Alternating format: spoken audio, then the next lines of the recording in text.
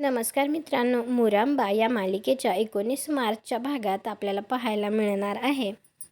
एक माणूस फोनवरती बोलत असतो आणि तो म्हणत असतो, अरे एवढी मोठी रक्कम त्या माणसांनी इतक्या कमी वेळात जमा कशी केली? कोणाच्या जोरावर उड्या मारतायत हे? या लोकांना रस्त्यावर आणण्याची स्वप्न बघितलं होतं मी. माझ्याच खेळात मलाच मात दिली त्यांनी.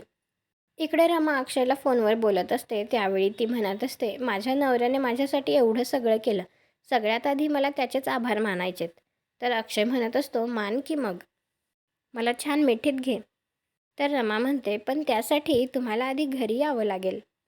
फोन ठेवल्यानंतर अक्षय आता घरी यायला निघतो. त्यावेळी वाटेत असतानाच तिथे रेवा येते आणि तिच्या हातात बंदूक असते आणि तिने आता ती बंदूक अक्षयच्या कपाळावर धरलेली असते.